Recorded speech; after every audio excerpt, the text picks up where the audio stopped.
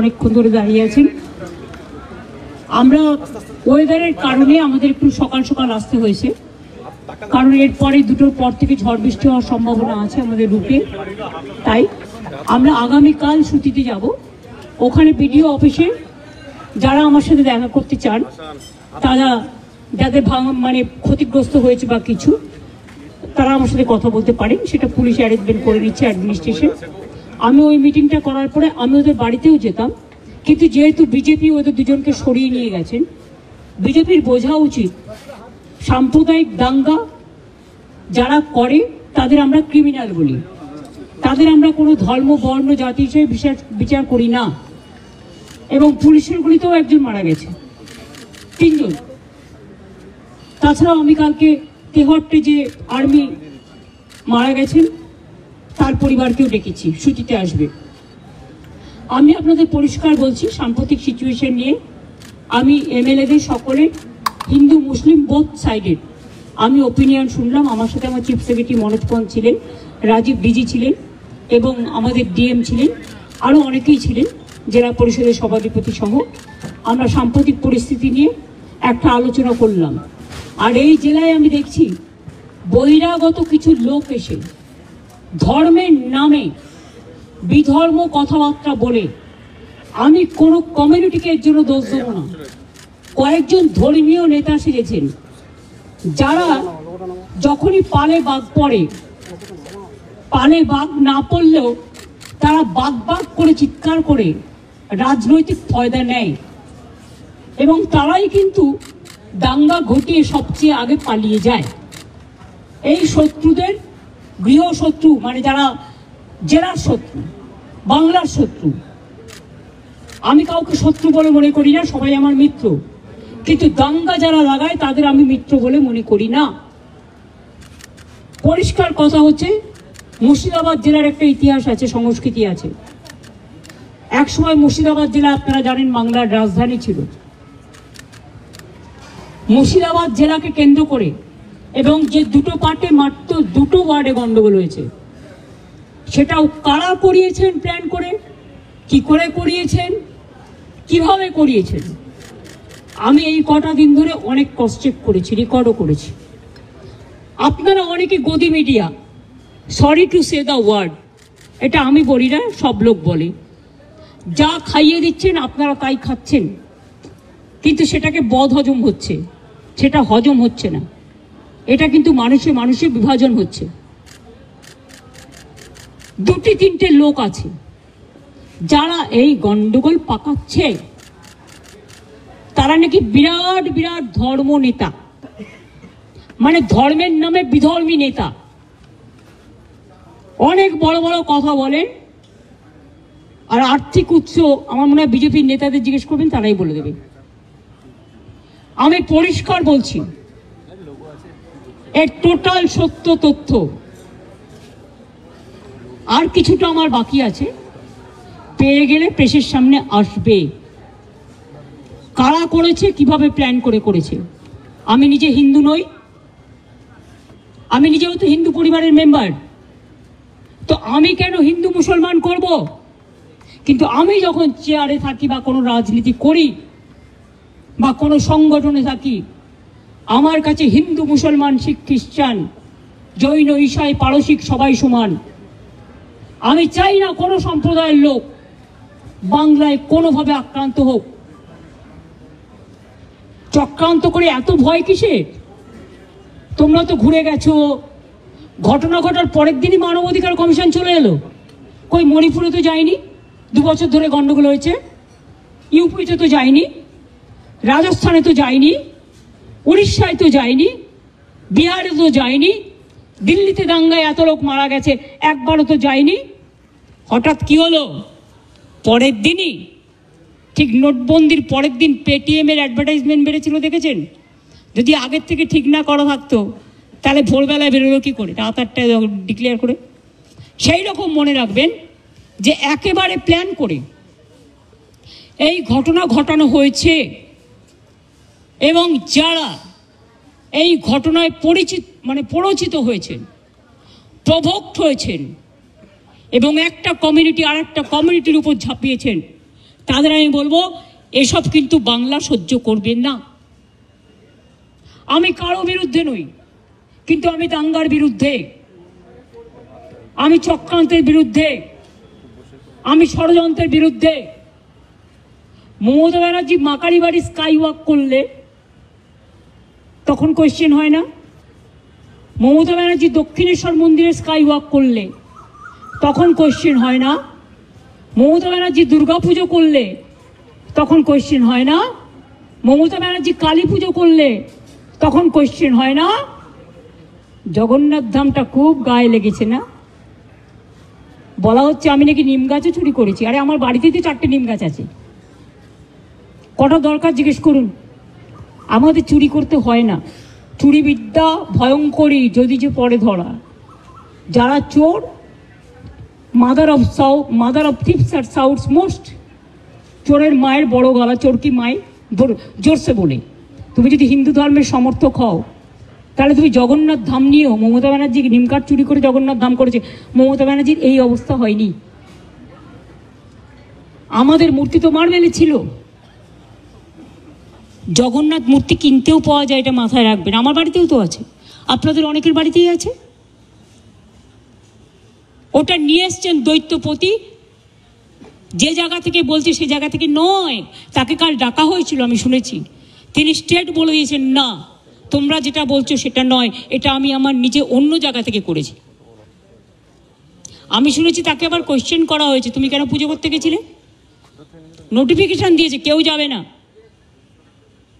জগন্নাথ ধামে, কোনো পুরোহিত। আবার তাকে বলা হচ্ছে কি একটা যেন বলেছে, 3টে পয়েন্ট বলেছে, আমি দেখলাম কোনো একটা মিডিয়াতে। এত গায়ে লাগছে কেন? আমরা তো সবাই পুরীতে যাই, কই আমরা তো এই কোয়েশ্চেন করি না? আমি তো পুরীতে গেলে RSS বিক্ষোভ দেখায়, বিজেপি বিক্ষোভ দেখায়, ভুলে গেছেন? লজ্জা করে না? আর জগন্নাথ ধাম নিয়ে এত হিংসা। যখন আপনাদের আলুর টান পড়ে বাংলা যোগায়। আমি উড়িষ্যাকে ভালোবাসি। যখন আপনাদের সাইক্লোনে ইলেকট্রিসিটি সব ভেঙে যায়, সমস্ত রাস্তার পাইপগুলো, ওয়্যারগুলো নষ্ট হয়ে যায়, আপনারা আমাদের ইঞ্জিনিয়ার চান আমাদেরও সাইক্লোন হয়, তা সত্ত্বেও আমরা কিন্তু পাঠাই। আমাদের বাংলার টুরিস্টরা সবচেয়ে বেশি যায় উড়িষ্যায়, জগন্নাথ দেবের উল্টো রথে বলুন, সোজা রথে বলুন, সারা বছর ধরে। তো আমরা যদি একটা জগন্নাথ ধাম করি, আপনাদের আপত্তির কি আছে? আপনারাও ভালো থাকুন, বাংলাও ভালো থাকুক। আপনারা কেন আমাদের লোকেদের ধরে মারছেন? আমার কাছে খবর এসছে উড়িষ্যায় বাংলায় কথা বললেই তাকে মারা হচ্ছে। মহারাষ্ট্রেও হয়েছে, উত্তরপ্রদেশেও হয়েছে, বিহারেও হয়েছে। আমি শুধু একটা কথা বলবো, আপনারা আমাদের পরিযায়ী শ্রমিকদের ওপর বাংলায় কথা বলছি বলে অত্যাচার করছেন, আমরা কিন্তু করব না। এটাই আপনাদের সাথে আমাদের তফাৎ।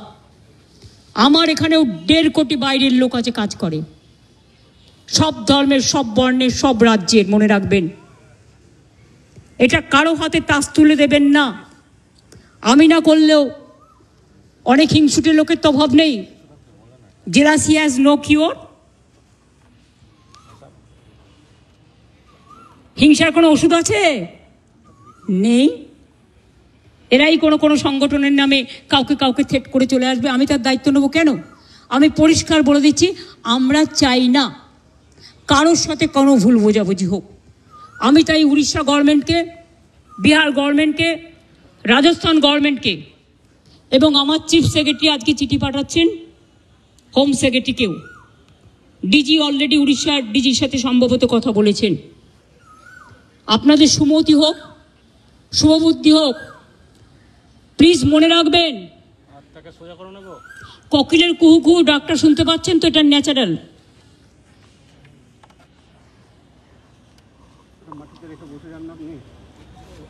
এই ডাক শুনতে আমাদের খুব ভালোবাসি আমরা।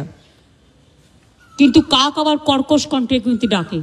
দ্বারকাকও আছে, চিলও আছে, শকুনিও আছে। শকুনি মামা দয়া করে হবেন না। লাল শাক আর লাউ শাক এক নয়, পরিষ্কার বলছি। আমি নয়, দুটো পরিবারের সাথে দেখা করে 10 লক্ষ টাকা করে আমাদের কমিটমেন্ট ছিল, হাতে তুলে দিয়ে আসতাম। তো আপনারা লুকিয়ে নিয়ে গেলেন কেন? এটা কিডন্যাপিং করে নিয়ে যাওয়া নয়, কাউকে নিয়ে যাওয়া। তাদের দিয়ে কালকে আমাকে খুব গালাগালি দিয়েছেন, দিন না, আমায় গালাগালি দিলে আমার গায়ে ফোসকা পড়বে না। বাট যারা দাঙ্গা করেছেন তারা বুঝে রাখুন, আপনারা করছেন দাঙ্গা আর গালাগালি খাচ্ছি আমি। কেন? আমি কি আপনাদের কাউকে বলেছি কেউ কারো বিরুদ্ধে দাঙ্গা করুন? আর বিএসএফ বা কেন গুলি চালিয়েছিল? বিএসএফ যদি গুলি না চালাতো পরের দিনের ঘটনা ঘটতো না, এটা আমার দৃঢ় বিশ্বাস। এবং যদি আপনারা বলেন দুটো মসজিদের ইমামকে ফোর্স করা হয়েছে, তাহলে এখানে কোনো একটা সেবাশ্রম আছে, আপনারা জানেন তিনি কি করেন, তার কি কীর্তি, তার কি কুকীর্তি, তিনি কিভাবে মানুষকে প্রভোগ করে, বেলডাঙ্গা থেকে শুরু করে একেবারে সুতি ধুলিয়ান সব। আমি কিন্তু প্রত্যেকটা কাজ জানি। আমাকে এত দুর্বল ভাবার কোনো কারণ নেই। এমনকি উনি মাঝে মাঝে রাতে লাইট নিভিয়ে দেন। যখন ওয়াকআপ নিয়ে আন্দোলন হচ্ছিল আমি শুনলাম 48 ঘন্টা লাইট নিভিয়ে রেখেছিলেন। উনি এটা করতে পারেন না, ইটস এ ক্রিমিনাল অফেন্স। অন্ধকার করে দিলে, অন্ধকার করছেন কেন? মুখটাকে ঢুকিয়ে রাখবেন বলেন, মুখটাকে লুকিয়ে রাখবেন বলে? অন্ধকার করা যায় না। যদি কোনো কুৎসিত ঘটনা ঘটে সেটা সিসিটিভিতে ওঠে। আপনারা কি লুকাতে চেয়েছিলেন? আমি পরিষ্কার পুলিশকে বলেছি সিআই অফিস ওখান থেকে পাশে সরিয়ে নেবে। উনি তো সেন্ট্রাল প্রোটেকশনে আছেন, থাকুন, ভালো থাকুন, আমার কোনো আপত্তি নেই। আমি কারো ক্ষতি চাই না। ভারত সেবাশ্রম সংঘের দিলীপ মহারাজকে আমি শ্রদ্ধা করি। উনি সেক্রেটারি মহারাজ, উনি সব প্রোগ্রামে আমাদের আসেন। এমনকি জগন্নাথ ধামেও গেছিলেন, লোক পাঠিয়েছিলেন তিনি তার পক্ষ থেকে। তিনি যেতে পারেননি, শরীরটা খারাপ ছিল, মা কালী মন্দিরে এসেছিলেন। আমি যখন গঙ্গাসাগরে যাই, গঙ্গাসাগরের ভারত সেবাশ্রম সংঘ আমাদের খুব সাহায্য করে, আমি প্রতিবার সেখানে যাই। কিন্তু এখানের ব্যাপারটা একটু আলাদা। এখানে গদ্য পদ্য সদ্য অনেক কাহিনী আছে। সেই কাহিনীগুলো আমি প্রেসকে বলবো, আমি বলবো না, আপনারা খুঁজে বের করুন। যদি সত্যি হয় আমি সব মেনে নেব, আর যদি অসত্য হয় তাহলে please don't forget you are also playing a crucial role, and especially you are the media. You are not the BJP purchased media or any political party purchased media. You do your job with efficiency, with responsibility, and of course with humanity and honesty. আমি বিজেপিকে এখনো মনে করি ওরা হচ্ছে super উস্তম না চুপের উস্তম কি বলে হিন্দিতে, আমার আবার হিন্দি ভুল হলো, সেটা নিয়ে আবার রিল করে। আরে আমি তো হিন্দি ভাষা শিখিনি, ছুপার উস্তম। তো এখন যদি আমি ওদের জিজ্ঞেস করি পর্দা কা পৈছে মে কেয়া হ্যায়, এটা কিন্তু গান, আমার কথা নয়, আমি একটা গানের কলি কোট করলাম। আমি যদি ওদের জিজ্ঞেস করি who are the huffing puffing dragons and who are the heavy loaded virus who are creating always communal tensions and selling the country instead of doing the communal violence, please take care about the border. Please take care about India. We love India. India is our motherland. Please save India from any disaster. Please give justice to the people who have lost their dear ones. Don't play dirty politics or nasty politics. I am the last person to tolerate all this nasty and dirty politics. I have seen so many things in my life. I have seen 10, 12 prime minister. I worked with them. As a MP, I have seen them from the front. but I have not seen, I'm not talking about Prime Minister, but who is now acting Prime Minister. Sorry, may I repeat? Who is acting Prime Minister of this country? I don't know. Somebody told me there are some students. So may I ask you, who are?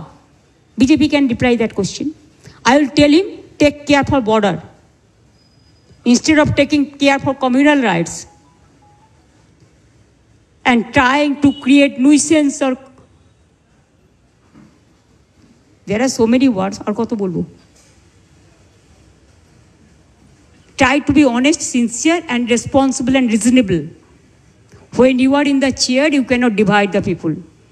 This may be your one food may be digestible to one, but it may not be digestible to another.